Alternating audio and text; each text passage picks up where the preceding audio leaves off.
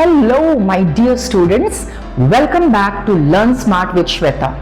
आज हम बायोलॉजी का वो चैप्टर कवर करने वाले हैं जिसके नाम से ही क्लास में थोड़ी गिगल और थोड़ी साइलेंस हो जाती है। Yes, you guessed it right, we are talking about the reproductive system. But relax guys, हमें शर्माना नहीं है, समझना है, because this chapter is super important for your board exams, चाहे आप आईसीएसई में हो या सीबीएसई में। ट्रस्ट मी, अगर आपने आज का वीडियो ध्यान से देख लिया तो एग्जाम्स में रट्टा मारने की जरूरत नहीं पड़ेगी। We will use stories and fun examples to master this. आज हम कवर करेंगे puberty, male reproductive system and female reproductive system, and the most confused topic, the menstrual cycle. So, notebooks ready? Let's dive in. सबसे पहले let's talk about puberty. Remember when you were 10 or 11? Life simple थी and suddenly boom, height बढ़ गई, voice crack होने लगी, pimples आ गए। ये सब क्यों हुआ?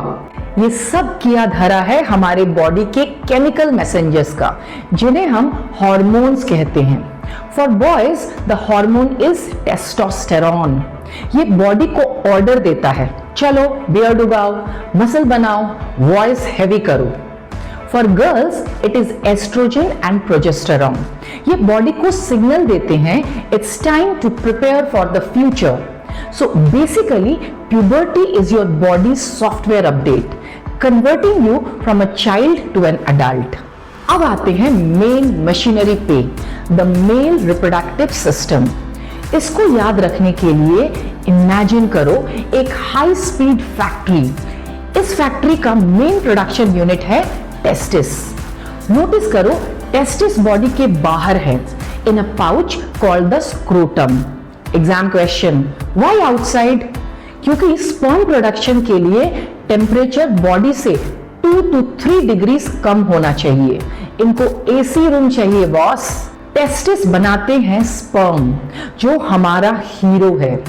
Once the sperm is ready, वो एक लंबी ट्यूब से ट्रैवल करते हैं, जिसे कहते हैं वास डेफरेंस या स्पर्म डक्ट। ये हमारा डिलीवरी पाइपलाइन है।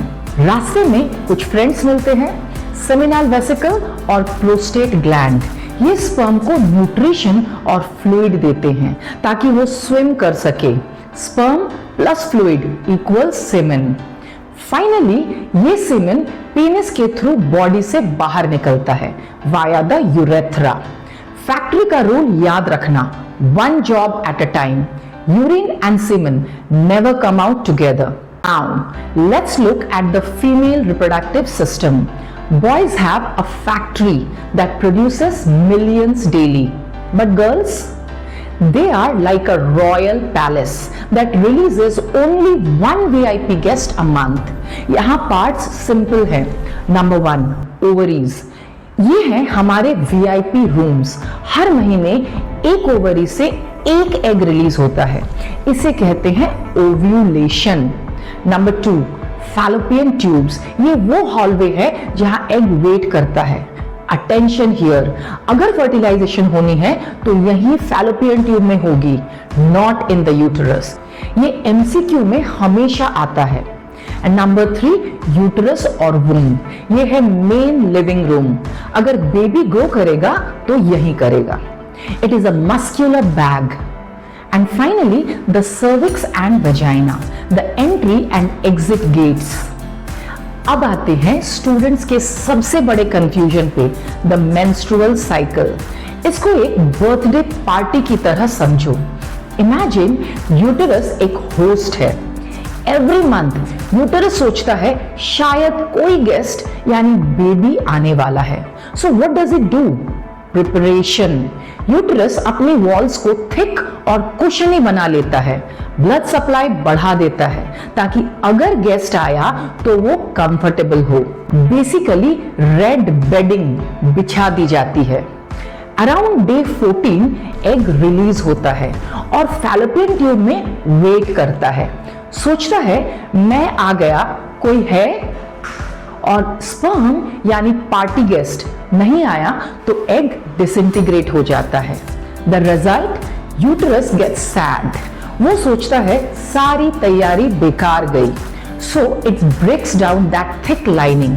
ये लाइनिंग और ब्लड वजाइना के थ्रू बॉडी से बाहर निकल जाता है। इसे हम कहते हैं मेंस्ट्रुएशन और पीरियड्स। ब्लीडिंग फेज चलता है डे 1 to 5। ओव्यूलेशन होता है अराउंड डे 14। अगर स्पर्म आ जाता तो पीरियड्स नहीं होते, प्रेगनेंसी स्टार्ट हो जाती। Simple logic. Quickly last concept, fertilisation. जब स्पर्म और एग फैलोपियन ट्यूब में मिलते हैं, they fuse to form a zygote.